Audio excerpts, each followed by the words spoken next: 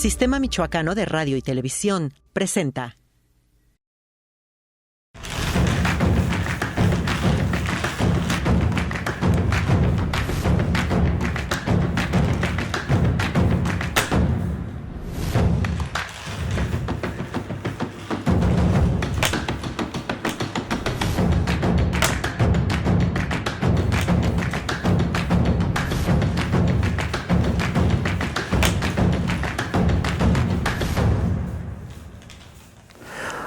Hola, ¿qué tal? Hoy tendremos una entrevista interesante en Mula de 6. Tenemos a Raúl Morón Orozco, como usted sabe, un político de Morena que, bueno, tuvo una candidatura fallida a gobernador, pero vamos a ver qué piensa de eso, si se autoexilió, por qué no dejó a su hijo como candidato a gobernador, cómo lo trata el actual gobierno o cómo lo trató y qué espera en este movimiento político que se está dando con las famosas corcholatas.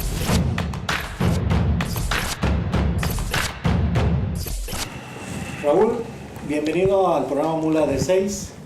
Y bueno, voy a un poco a resumir tu trayectoria. Has sido maestro rural de primaria, director también de Escuela de Educación Media Básica, más bien básica.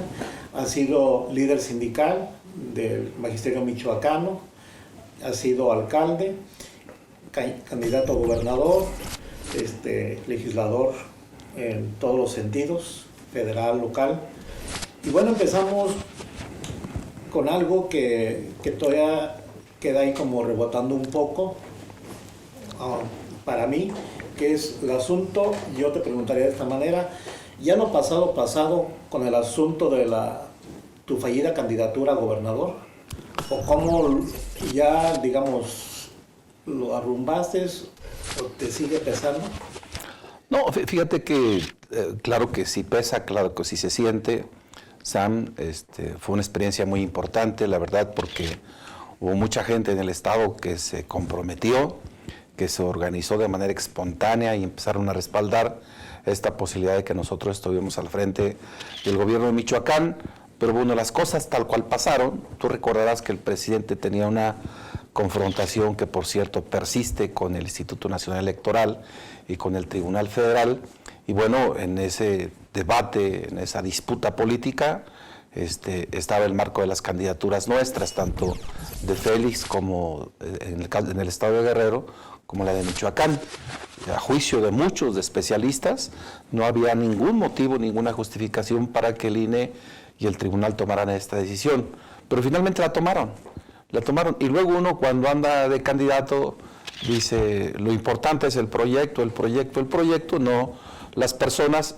Y yo les he dicho a los compañeros que bueno que me tocó a mí esta experiencia, porque ahí se demuestra realmente si la congruencia del discurso es una realidad o nada más es discurso pleno. Entonces, qué bueno que me tocó a mí. La verdad es que de inmediato lo asumimos, lo asimilamos. Sí lastima, claro. A mí no lastimó, a la familia, lastimó a todos los compañeros que tenían la ilusión de que nosotros estuviéramos al frente, pero poco a poco se va asimilando este asunto, y creo que a estas alturas, o desde siempre, le dimos ya la vuelta a la página. Continuamos al frente en las responsabilidades de delegado en funciones del presidente del partido, concluimos la campaña, ganamos el proceso electoral, que era el objetivo, y bueno, ya lo que sigue ya es responsabilidad del equipo que está al frente del gobierno. Y después de eso, bueno, pues nosotros estamos asumiendo otras tareas de carácter político, fortaleciendo la 4T, fortaleciendo a Morena. Yo estuve en el estado de Hidalgo ayudándole a Julio Menchaca. Ahí vi a la doctora Claudia y me invitó a formar parte de un equipo que estamos actuando en todo el país. Y bueno, después de, digamos, de esta cuestión que yo diría, como lo planteaste, fuiste víctima de este conflicto entre el INE y el presidente. Pero ya pasando el proceso, ponen de candidato a gobernador a Alfredo Ramírez Bedoya, gana. Y ya desde la campaña, por fuera percibíamos un distanciamiento entre ustedes. Toma protesta, no te dieron tu lugar, se esperaba que estuvieras en el presidio, no a un lado como de los invitados especiales, no fue así. Y luego no hubo gente de tu equipo en primer nivel y ese distanciamiento fue real. ¿Persiste, no persiste? ¿Ya lo superaste? ¿Ya lo superaron? ¿O cómo estamos? Bueno, ya las decisiones que se toman después, yo traté de cumplir a plenitud la responsabilidad que me dieron como delegado del Comité Ejecutivo Nacional y presidente del partido. Hice lo que me tocó hacer con toda mi capacidad y mi inteligencia. Ya lo que tiene que ver con el equipo del candidato, del equipo que se rodea y la actitud que estos asumen, ya no hay responsabilidad de nosotros, y tienen efectivamente una actitud no tan unitaria para el caso del equipo nuestro en aquel tiempo, en aquel momento, pero bueno, finalmente es su circunstancia. Nosotros hicimos lo que nos tocó. Ya en el marco de la toma de protesta, bueno, pues yo que te digo, ustedes fueron testigos de lo que ahí pasa, o sea, es algo que muchos no nos explicamos. Seguramente ellos tendrán, o él tendrá, su justificación y también sus porqués, esa actitud. Nosotros finalmente eso se dio, pues ya lo asimilamos, ya no tenemos ninguna dificultad, y ya la definición de cómo constituye su gobierno, ya el equipo que llama a colaborar con él, ya es una responsabilidad de él, ya ahí no nos metimos nosotros en absoluto, es una decisión que él toma, y bueno, ya lo que resulte del gobierno es obviamente responsabilidad de él y del equipo que lo encabeza, pero nosotros estamos prácticamente fuera, no estamos, como tú dices, los mandos donde pueden tomarse determinaciones y donde se orienta a un gobierno, y bueno, pero esa es una decisión que él toma, y yo creo que es una decisión que hay que respetar. Nosotros ya no tenemos ni reclamos, ni mucho menos, sino más bien deseos de que a ese equipo ya al mismo le vaya bien, que la Cuarta Transformación en Michoacán realmente pueda asentarse con sus principios y sus valores y todos los preceptos de combate a la corrupción, de cercanía con la gente, de gobiernos eficientes, cercanos a la población. Todo eso ojalá que pronto empiece a notarse de manera más intensa, para que la gente pueda ver efectivamente que hay un cambio y que empiece a haber una transformación en Michoacán, que creo que es el anhelo de muchas y de muchos los que luchamos, los que colaboramos y participamos para que se ganara Michoacán por parte de Morena. Hubo otro momento, yo diría, políticamente hablando, de choque, cuando vienen las elecciones internas en Morena por los consejeros, y ahí como que te aventaron también te iba a decir la aburridora, no, la mayoría te aventaron, y bueno, pues no lograste lo que pretendías en cuestión de consejeros o de consejerías. Ya también ese conflicto ya también superado, ¿o? No, lo real es que nosotros tenemos una manera de hacer política, Sam, y es una manera, a mi juicio, ética, moral, que tiene que ver con lo que decimos públicamente, congruente con las libertades democráticas, y que la gente tenga posibilidad de determinar quienes lo representen, sin menoscabo de nada, o sea, específicamente libertades democráticas, y que sea la conciencia la que determine, y la calidad de los compañeros y compañeras que están deseando ser representantes en algo, la que los compañeros puedan valorar y puedan opinar al respecto. Pero bueno, yo qué te digo, o sea, finalmente este es un proceso. Me parece que el proceso no fue aseado, no fue limpio, hubo muchas cosas que intervinieron en él, desde la autoridad, del dinero, del acarreo, etcétera, etcétera, que son vicios que se dan todavía del viejo sistema del régimen partidista, del viejo sistema de partidos. Y nosotros queremos que tiene que haber una actitud diferente del partido, una actitud diferente de los militantes. Nosotros la pusimos en práctica, y sin dar un peso, una despensa y nada, ni acarreos, pudimos nosotros acercar lo que más pudimos, pero bueno, es público lo que pasa, no nada más en Michoacán, sino en el país, y entonces, pues yo digo, ahí está esa representación. Tú te recordarás también que en el Consejo Estatal yo hice una participación, no participamos en él, y les dije que no podía ser yo parte de un proceso tan desasiado, porque lo que resulta de este proceso tan desasiado, el producto del mismo, de ninguna manera representa ni a Morena, ni a la Cuarta Transformación, ni sus principios y sus valores. Que iba a seguir trabajando, fortaleciendo a Morena, como lo estoy haciendo, a la 4T, pero que no podía participar de este proceso. Y nos salimos del Consejo, y bueno, los compañeros ya nombraron a sus dirigentes, ya están ahí sus dirigentes, están actuando. He platicado con el dirigente fundamental, con Juan Pablo Celis, y bueno, pues al menos estamos ahí platicando y coordinándonos, o sea, poco hacemos juntos, esto es cierto, porque nosotros tenemos una lógica y la vamos a seguir caminando, como una visión auténtica, real de izquierda, que reivindica el proyecto del presidente Andrés Manuel, que fortalece y se compromete con los principios y los valores de la Cuarta Transformación, y vamos a seguir trabajando como siempre lo hemos hecho. Bien, si nos permite, vamos a un receso y regresamos con Raúl Morón.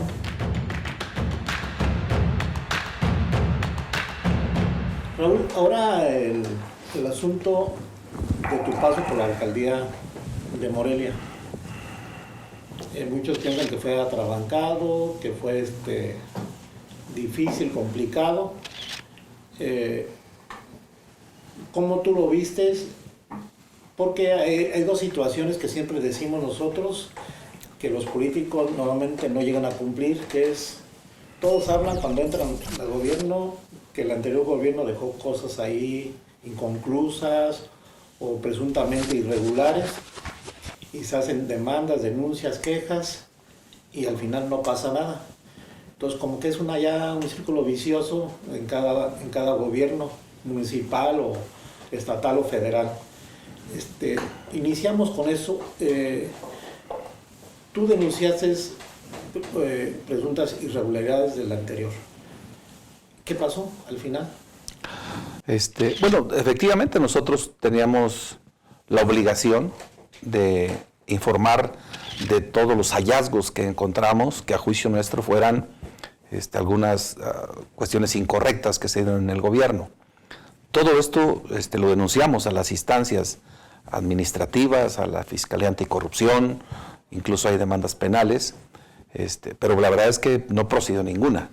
Entonces esto hemos reclamado nosotros a la Fiscalía en algún caso y a las otras instancias en otro caso, pero no hay hasta estas alturas, después de 3 años, 4 años casi, ninguna que haya procedido. A diferencia de las nuestras, hay una demanda que está en la Fiscalía Anticorrupción, no a mí en lo particular, sino a uno de los funcionarios del equipo, que ya le tienen ahí instaurada y ya le están requiriendo que vaya a declarar, etcétera, etcétera. Pero ve toda la celeridad con la que se da estas demandas. ¿Por qué no han procedido? Nada más te pongo un ejemplo. Para que proceda un asunto en la Fiscalía Anticorrupción, obviamente tiene que estar el fiscal anticorrupción, el fiscal obviamente general, tiene que estar la Contraloría Superior de Michoacán, la Auditoría Superior de Michoacán y la Contraloría del Estado.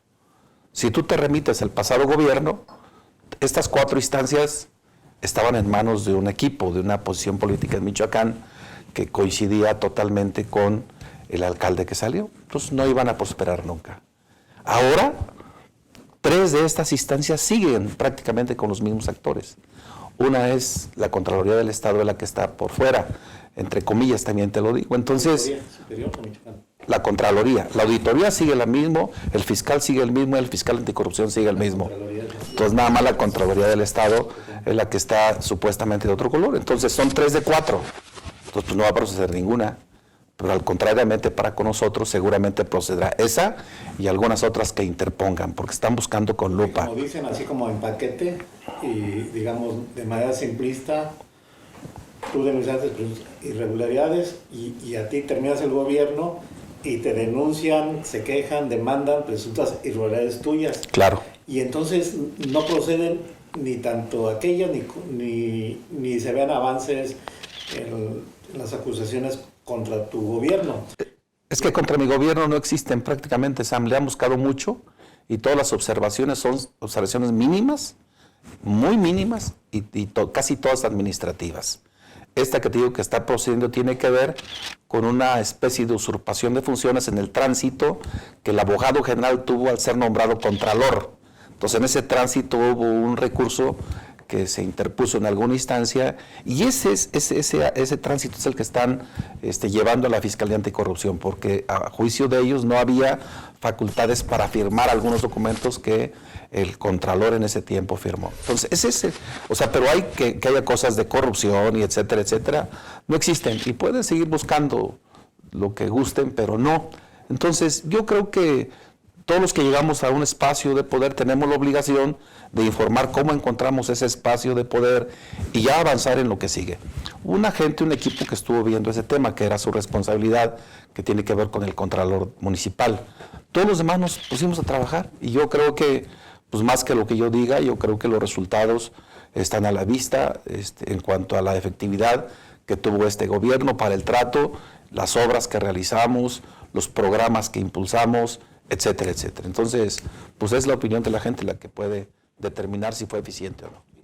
Hay una cuestión que tú siempre, cuando estabas de gobernante en la capital michoacana, siempre hablabas de darle mucha atención a las zonas rurales, a las tenencias, encargaturas del orden.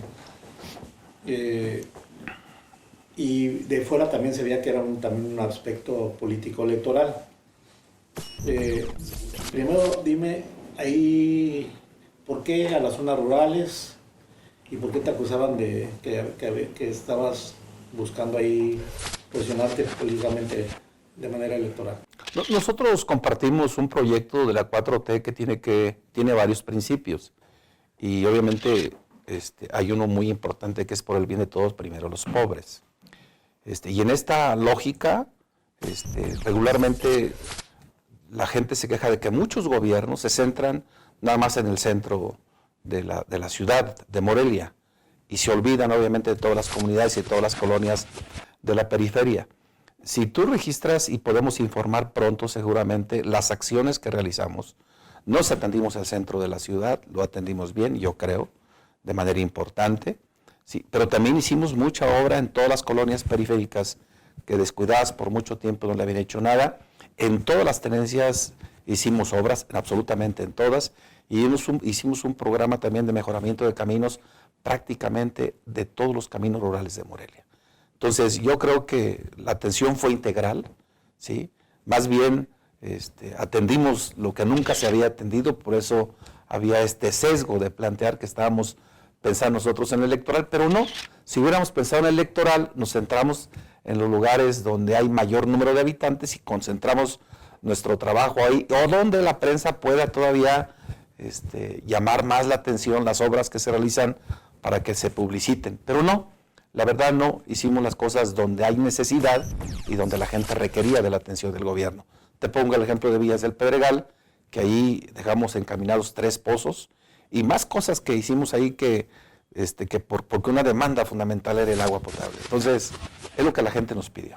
Digamos que ese tipo, así como tú lo planteas, es un rasgo de la 4T. Sí. ¿Cuáles serían los otros 2 o 3 más que nos puedas decir que dejases como asentados de manera más firme?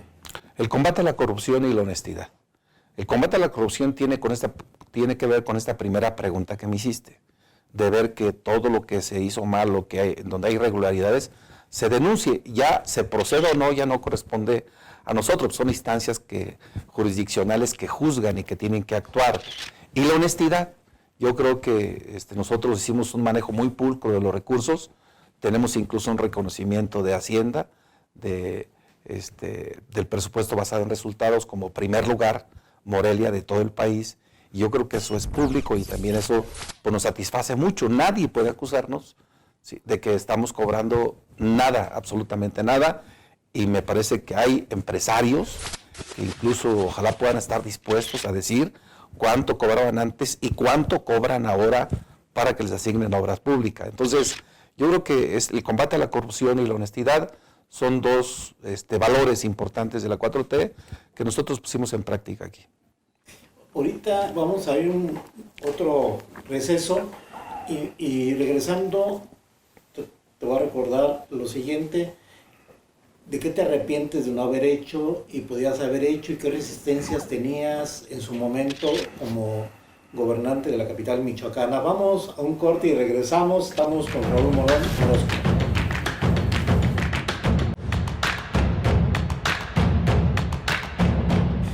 Y bueno, de regreso te recuerdo, ¿de qué te arrepientes que no hiciste, no te dejaron hacer?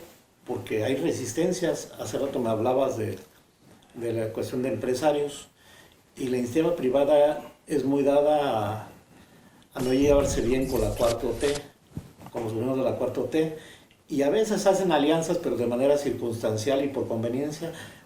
¿Tú encontraste resistencia ahí, o dónde encontraste resistencias, y de qué te arrepientes de no haber seguido impulsando o dejar a medias? Mira, primero, cuando conformamos el equipo con el que gobernamos Morelia, Sam, obviamente uno debe ser cuidadoso para que el municipio o el equipo no colapse en las tareas sustantivas, sobre todo en las tareas técnicas. Entonces, hubo 2 áreas donde dejamos un equipo de compañeras y compañeros que venían del gobierno pasado, en áreas muy importantes, sobre todo en finanzas y en el OAPAS.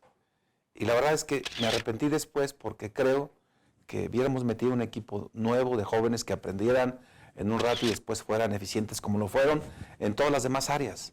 Entonces, de eso me arrepiento. Yo creo que tiene que llegar un equipo consistente, nuevo, con mucho empuje, con mucho ánimo, que esté comprometido con la visión que tú tienes del proyecto y que pueda ser eficiente y dar resultados. Esa es una. Y la otra, fíjate que con los empresarios no tuve dificultades. Sí, al principio, porque muchas cámaras, el gobierno municipal les daba dinero. Les daba dinero para capacitación, les apoyaba para capacitación, para eventos que ellos tenían, y yo reñía un poco con ellos, porque digo, bueno, pues son cámaras empresariales que de alguna manera tienen más o menos recursos para enfrentar todas esas actividades, y el gobierno, pues, ¿por qué les da dinero? Pero poco a poco fuimos asimilando con ellos esto, y empezamos a darles algunos apoyos, y al final terminamos prácticamente no dándole a nadie, porque ya conscientemente ellos entendían que pues ellos podían y tenían que asumir todas estas capacitaciones de las que son objeto y requieren para hacer más eficiente la labor que realizan. Entonces, entre otras cosas, pero en general yo no tuve problemas, no tuve resistencias. Sí, pues había mucho, ¿qué te digo?, incertidumbre de la llegada nuestra, porque... Además, tenías estigmas, ¿no? Así es, estigmas de todo tipo, pero poco a poco fueron desapareciendo. Yo creo que al final yo tuve una excelente relación con casi todas las cámaras, ninguna dificultad con ellos, tuve relación con todos los actores, con la iglesia incluso, con todos, tuve muy buena relación. Yo salí bien, yo salí contento de haber tenido la oportunidad de ser presidente de Morelia, y bueno, yo puse todo mi esfuerzo para que se hicieran las cosas lo mejor posible, y el equipo también, por cierto. Sí, hay señalamientos para uno, para otro, como siempre, porque de todas maneras en una función como esta y en un gobierno por las responsabilidades tan cercanas que se tienen, pues no hay satisfacción a plenitud del 100% de la población, pero creo que en general salimos con buen ambiente. Fíjate que dentro del hombre de negocios, el sector privado, los empresarios, el estigma, te voy a decir cuáles son, que yo oí hablar de líderes de ellos, que luego se veían en la foto contigo, pero ellos son alianzas circunstanciales. Era primero morenista, entonces ellos son conservadores, chin, morenista, y luego amlista, chin, y luego tu pasado de líder magisterial, y recuerdan las marchas, los bloqueos, las tomas, los paros, todo ese tipo de cosas. Otra rayita al tigre, ¿no? ¿Lo sentías tú o te lo dejaban entrever o eran así como...? No, yo la verdad es que me siento contento con lo que he hecho en la vida. Yo, Sam, soy de un origen muy humilde. Sé de las limitaciones que tienen sectores importantes de la sociedad. Sé la dificultad que tienen para estudiar, para acceder a los satisfactores más importantes de vida digna, la alimentación, la salud, la educación, etcétera. Y entonces yo desde muy joven, que fui dirigente estudiantil, he comprometido parte de mi vida a tratar de cambiar esta circunstancia para esos sectores de la sociedad, ¿sí? A eso, cuando soy profesor y soy dirigente, pues también la opresión que tenía toda la estructura sindical en contra de los maestros de base, de los maestros que están en el salón de clases todos los días, y la estructura oficial y el propio gobierno, y entonces despojarte de esa estructura y de ese peso que tenían los maestros, pues no es fácil, porque finalmente hay canonjías, hay poder, hay intereses muy grandes en los representantes sindicales, y por eso la lucha fue muy férrea, y fue una disputa contra los dirigentes sindicales, contra el Bester Gordillo, que luego al final parece que nos dan un poco la razón las autoridades porque la acusan, la meten a la cárcel, etcétera, etcétera. Pero finalmente eso se da. Y bueno, esta lucha fue así, de esa manera, y el objetivo fundamental era reivindicar los derechos fundamentales de los maestros y las maestras, que si tú recordarás, que ahora está un poco complejo también, pero en aquel tiempo para poder cambiarte de un lugar o hacer uso de tus derechos tenías que dar algo a cambio, sí, desde lo más simple hasta lo más complejo, hasta lo indecoroso. Y entonces de eso nos despojamos. Y yo digo, aparte de luchar por los derechos de los maestros, luchamos por la educación. Yo recuerdo los libros de texto de secundaria en el 97, que en Michoacán nosotros negociamos con el secretario Limón Rojas en aquel tiempo, secretario de Educación Pública a nivel federal, y fue lo único que conseguimos ese año. Por cierto, ese año para Michoacán y el siguiente año para todo el país. Entonces, aparte de luchar por cuestiones gremialistas, también veíamos el tema del derecho a la educación con esa visión garantista de derechos. Entonces, yo digo, puede haber complejidad en ello, pues sí, pues estamos estigmatizados porque somos de la izquierda y luchadores sociales, pues sí, pero yo la verdad me siento orgulloso y tranquilo por lo que he hecho en mi vida como dirigente magisterial, como dirigente del partido, como dirigente de izquierda en Michoacán y en México, y yo voy a seguir con esta convicción, porque es una convicción de vida, no es pose político, ni es acomodo a algún momento específico del país. Hemos estado luchando en la oposición casi siempre, ahora Andrés es presidente de la República, tenemos la fortuna de que sea el presidente de la República, y ahora estamos viendo cómo le damos continuidad a quien va a estar al frente representando la Cuarta Transformación en México. Entonces, es convicción plena. Podemos no coincidir con otros compañeros que tienen otra visión, que tienen otra convicción, y yo en lo particular he sido en la última etapa ya políticamente muy respetuoso. No he hablado mal de nadie, ni siquiera cuando he sido candidato de mis adversarios, ni cuando fui candidato al Senado, ni cuando fui candidato a presidente municipal, ni cuando estuve al frente de la candidatura de gobernador, y no voy a hablar mal de nadie, absolutamente, porque nosotros que hemos luchado por libertades entendemos que todos tenemos derecho a pensar de la manera que nos acomode mejor, de acuerdo a nuestra convicción, y al menos merecemos respeto en esta convicción y esta manera de pensar. Ahorita que hablas sobre tu paso como líder sindical del Magisterio Michoacano, yo recuerdo a esa época del 97, 98, que era muy fuerte el movimiento. En aquel entonces todavía eran, yo creo que había ciudadanos que simpatizábamos con su lucha, pero luego se fue distorsionando. ¿En qué momento tú crees que distorsionó? Y mírate hoy al llamado magisterio democrático dividido en colores, atomizado, y en esa atomización pues pierden la fuerza y claro, aprovecharon en sus momentos chantajes y con manifestaciones, se fueron ya y estaban acostumbrados a que los bonos y prestaciones fuera del marco legal, por decirlo, fuera del contrato colectivo de trabajo. ¿En qué momento se perdió?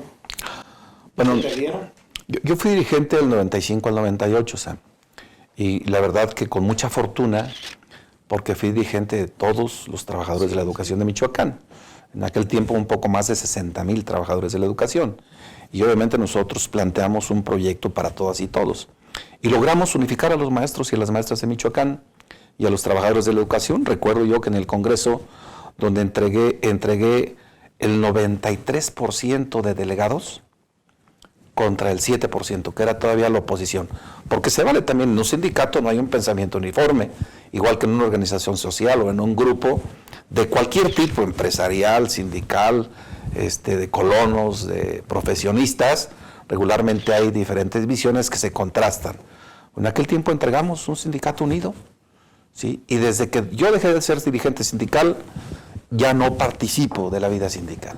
Aunque muchos todavía a veces me buscan y atribuyen lo que pasa en Michoacán a tu servidor, no, dejé de actuar ya en la dirigencia sindical porque tú recordarás que asumí yo la responsabilidad de dirigente del partido en el 99. Sí.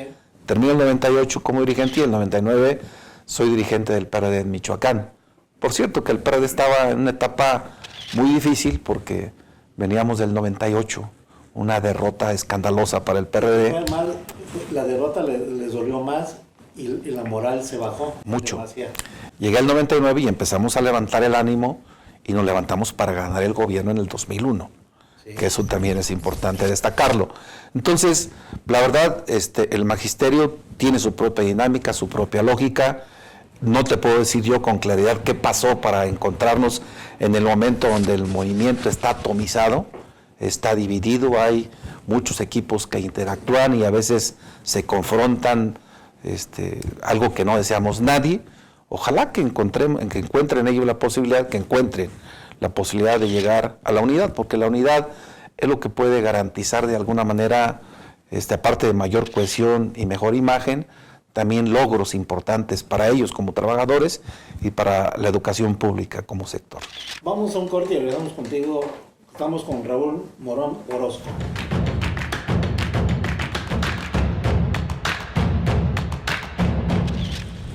Una pregunta que nos hacemos los morbosos. ¿De qué vives? Casi no hay. Casi nada. ¿De qué vives? ¿Estás pensionado ya, de jubilado? Sí, saliendo del Senado de la República me pensioné en el ISSSTE como profesor. La pensión que tenemos es de alrededor de 25,000 pesos. Entonces, y bueno, yo cuando fui legislador, tanto diputado como senador, he tenido algunos ahorros que ahora ayudan un poquito a mantenernos la cotidianidad, a mantener la cotidianidad. Mis hijos todos están trabajando, no tenemos ninguna responsabilidad. Mi esposa también está jubilada, está pensionada.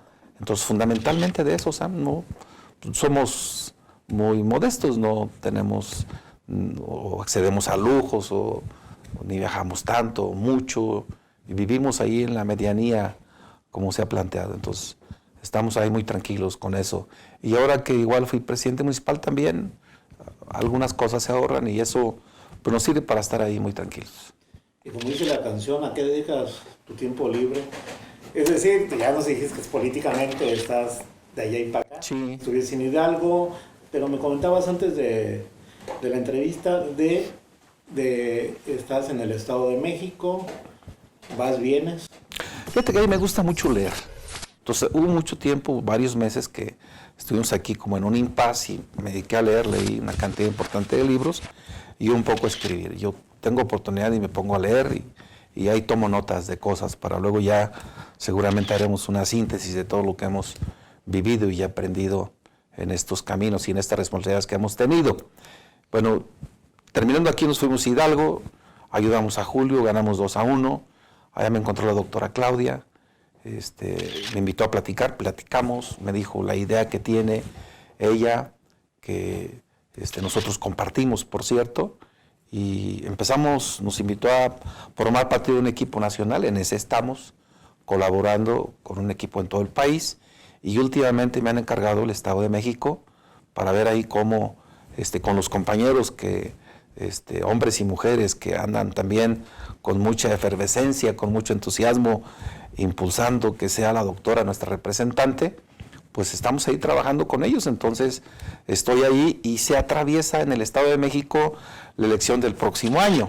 Entonces vamos a tener ahí como que interactuar con estos dos objetivos, porque yo estoy casi seguro que vamos a ganar el Estado de México. Te lo digo porque han dado en varios municipios del Estado, porque veo el ánimo, el entusiasmo de la gente, la efervescencia que hay y también pues, porque estamos ayudando a construir una estructura organizativa que permita que este objetivo lo podamos lograr. Y no nada más este entusiasmo existe ahí y esa posibilidad existe ahí, sino también fuera del Estado de México existe la percepción de que el Estado de México se puede ganar por primera vez en la historia con Morena y con una mujer.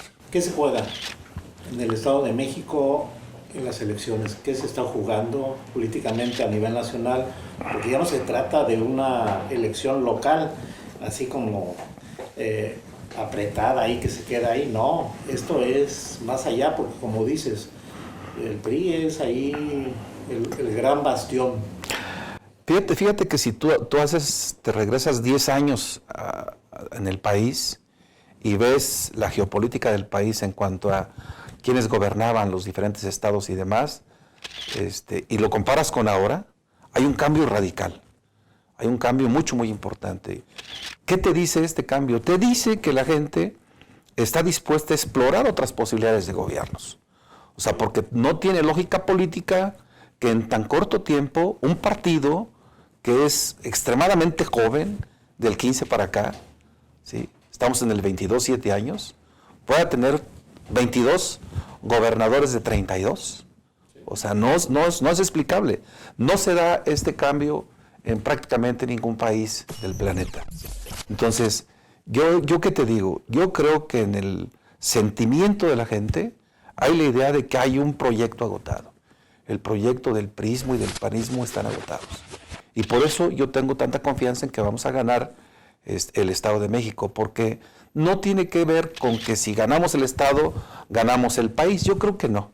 No es vinculante el triunfo o la derrota, pero sí ayuda mucho a poder todavía generar mayor entusiasmo y tener una percepción más consolidada de que podemos ganar el país. Entonces, el Estado de México es el corazón político del priismo. Ahí está el Grupo Atlacomulco. Entonces, si nosotros somos capaces de derrotar a esa posición en el Estado de México, yo creo que se confirma esto que te estoy diciendo, que hay un sentimiento, una percepción en todo el país de que las cosas tienen que cambiar y quizás estén explorando ahora con este proyecto que encabeza el presidente Andrés Manuel con Morena y con la 4T, que está obligada a dar resultados. O sea, digo obligada porque ahora que estuve en el informe de la jefa de gobierno, el 5 de octubre en el Auditorio Nacional, la verdad es que cuando escuché lo que ha hecho en seguridad, en el tema social, en el tema económico, que regularmente poco se conoce porque somos muy malos para comunicar en la izquierda, yo salí emocionado. Y salí emocionado porque la verdad es que todo lo que hemos dicho nosotros públicamente en las plazas públicas, ahí se lleva a la realidad. Ahí se convierte objetivamente en logros que tienen y en acciones concretas y en proyectos y en programas que reivindican y que consolidan esta visión. Sí es posible hacer gobiernos honestos, sí es posible hacer gobiernos exitosos, sí es posible atender las demandas de la sociedad, sí es posible tener esta visión garantista de derechos, que tiene que ver con el derecho a la educación. Tienen becas, toda educación básica, educación media, han hecho como 16 preparatorias, 2 universidades, no hay rechazados en la Ciudad de México, todo el programa de movilidad en una ciudad tan compleja que mueve 9 millones de habitantes de la Ciudad de México y 6 o 7 que vienen todos los días de la zona metropolitana en el Estado de México, más los que vamos de los demás estados. O sea, este programa de movilidad con todo el transporte público, una red impresionante y todos los segundos pisos que empezaron con el gobierno de Andrés Manuel, que ahora es una realidad. La verdad es que el metro elevado, el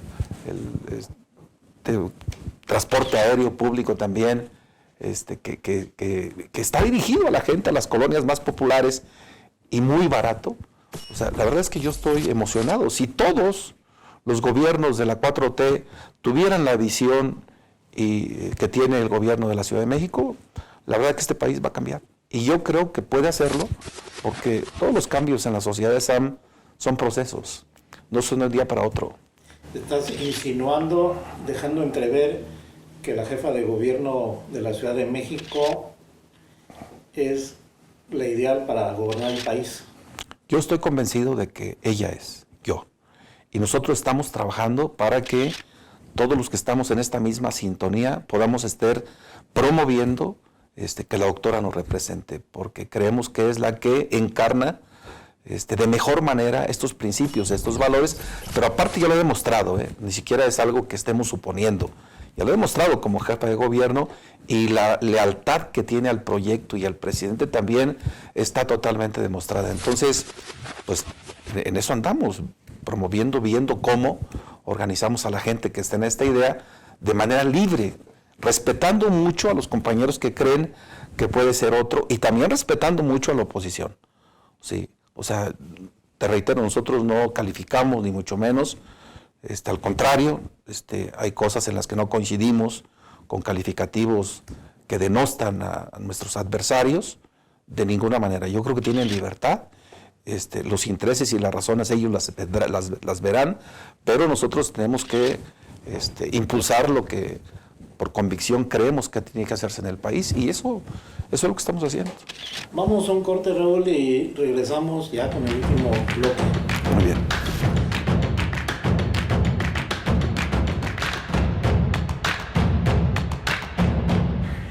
Raúl, fíjate que te lo voy a plantear de esta manera. En Michoacán hay una oposición débil. Digan lo que digan, ellos no pegan, porque está reducida la oposición, no tiene fuerza, no tiene liderazgo como tal. El único liderazgo que yo veo visible es alcalde de Morelia, que viene siendo Alfonso Martínez Alcázar. Y él no puede ser una oposición como tal, porque tiene a su cargo una institución, y si quiere gobernar, pues tiene que crear las condiciones de buena relación institucional con todos los poderes y con los gobiernos federal y estatal que no son de su afiliación partidista o independiente, como sea. A lo que voy es que es una posición de... Tú cuando, digamos, regresas a la escena política, empiezas a hacer ciertos señalamientos al gobierno del Estado. Tú eras como más oposición, más real, que la oposición de Morena, del PT y del Verde. Es decir, tú puedes ser un caballo de Troya, pero no lo fuiste. ¿Sí sabes ese potencial que tienes? Bueno, o sea, primero te digo que la oposición es fundamental en todos los sistemas políticos. Si no existe oposición, el poder se concentra en una sola visión y luego hay tentaciones para ir a construir gobiernos autoritarios, verticales, prepotentes, y eso no es bueno para la sociedad. La oposición juega un papel muy importante. Y ya que lo diga yo, o sea, si yo en la presidencia municipal tuve un equipo ahí en el cabildo que era y jugó un papel importante porque nos obligaba a hacer mejor las cosas. Y afuera también, como tú decías, de un sector de empresarios, de gente que tenía estigmas para con nosotros, que escuchábamos nosotros y obviamente poníamos más atención en lo que hacíamos para quitar todos esos estigmas y de alguna manera generar buen ambiente. Si cualquier gobierno, cualquier gobierno en México, en los estados no tiene oposición, tenemos una dificultad, porque no hay ese rol, ese cuestionamiento, esa crítica constructiva o a veces no tan constructiva que obliga a los gobiernos a ser mejores. Entonces yo creo que eso es una dificultad y me parece que en el Congreso esa oposición tiene que hacerse patente, tiene que hacerse realidad. Y acá afuera también, en la sociedad, tiene que haber voces críticas que estén llamando al gobierno a ser más eficiente y a atender los problemas que tienen los diferentes sectores de la sociedad. ¿Y tú ves esa oposición aquí en Michoacán? No, la veo debilitada. ¿Sí? Ahora que regresó Silvano, empezó ahí por una posibilidad, pero se fue a otro lado, no sé qué anda haciendo, y eso ya se va diluyendo poco a poco. Entonces, nosotros no vamos a hacer una oposición, porque nosotros como equipo somos parte del proyecto. Aunque nos tomen poco en cuenta, finalmente somos parte de un proyecto, estamos reivindicando y fortaleciendo a ese proyecto. En el mejor de los casos, pues podemos hacer algunos llamados respetuosos a atender algunos problemas o alguna línea política que permita consolidar la 4T. Y seguramente eso lo podemos hacer, no lo hemos hecho. Hay dos digamos, ¿cómo decirte? Dos inquietudes que tengo por conocer un poco más. Tú te autoexiliaste de manera voluntaria, forzada, una. Y la otra, siempre vimos que tenías la oportunidad de ir al gobierno federal, Secretaría de Gobernación y hasta la Educación, siempre como subsecretario. Lo que sabemos es que te llegó la invitación, pero tú no quisiste. Lo primero, fue el autoexilio, porque te separaste un tiempo de la escena política pública de Michoacán. No sé si sea autoexilio o exilio, no estoy exiliado. Te decía que hubo un impasse que yo mismo promoví, y en ese impasse pues, estuve leyendo y haciendo cosas personales que tenía mucho tiempo que no podía hacer, meses, 3, 4, 5 meses, fue lo que duró ese tiempo específicamente. Y después estuve allí con Julio Menchaca en Hidalgo a partir de abril, pues ve de octubre a abril, son 4 o 5 meses. Antes tuve invitaciones, efectivamente, del gobierno federal, que no se concretaron por algunas circunstancias. La última fue de embajador a Brasil, que no acepté porque la verdad es que no es un asunto personal. O sea, un embajador gana muy bien, hasta en dólares, y aparte tiene ahí una parafernalia, una residencia y mucha gente en su servicio. Te puedes ir con toda tu familia, ¿sí? Y Brasil es el país más importante de Sudamérica. Entonces, pero no acepté porque yo tengo un compromiso muy importante con todo un equipo en Michoacán y en el país que nos sigue, y creo que resolver el asunto individual no justifica de ninguna manera que tomemos este tipo de decisiones. Y les doy las gracias y les dije que no, sigo en la 4T, sigo fortaleciendo, no estoy exiliado en Michoacán, aquí estoy regularmente viernes, sábado y domingo, jueves, viernes, sábado y domingo, y los demás días estoy en la Ciudad de México atendiendo las responsabilidades de este equipo político que estamos promoviendo que la doctora sea nuestra representante en el 24, y en eso estamos trabajando, muy comprometidos. Entonces, no estamos exiliados. El asunto de Félix del Salgado, que fue otro candidato fallido a gobernador de Guerrero, se deciden por su hija.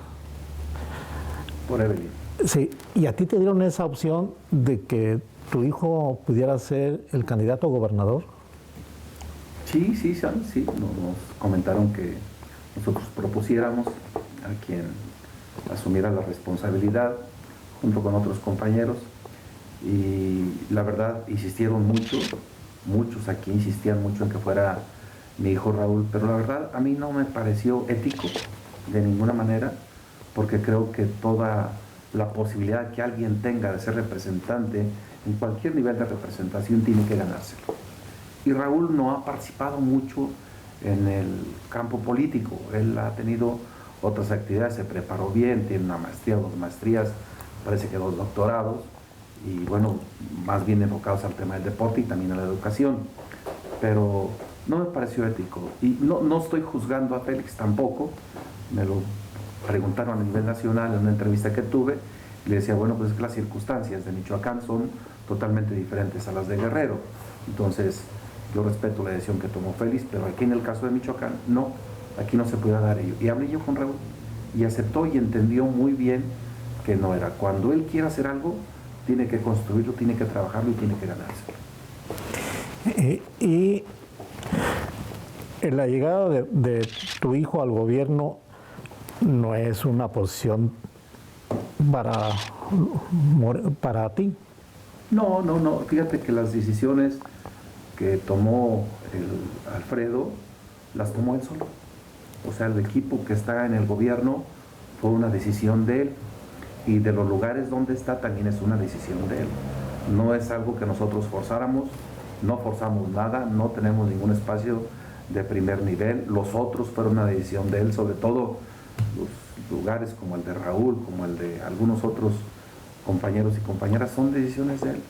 Y por eso digo, nosotros respetamos eso y no reñimos con nada, al contrario, lo que nos interesa mucho es que el gobierno se consolide y que el gobierno reivindique los principios y los valores de la 4T y que el gobierno encuentre las formas de encontrar solución a los problemas que tienen todos los sectores de la sociedad, que todavía persisten muchos.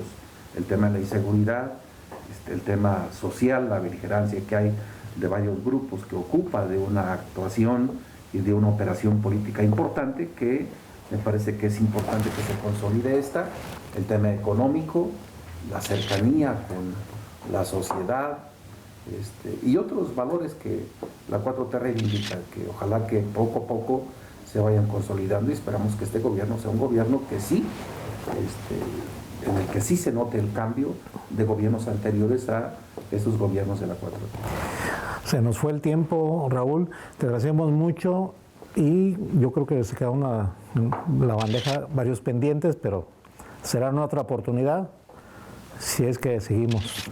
Hombre, con todo gusto, Sam, yo muy agradecido contigo, con el Sistema Michoacano, por esta oportunidad, y yo estoy a la orden, hay una llamada para poder intercambiar puntos de vista. Va a haber momentos importantes de aquí en adelante, seguramente el año que entra, y va a iniciar ya el proceso político del 24, y yo creo que habrá muchos temas que comentar, y un saludo afectuoso a todos.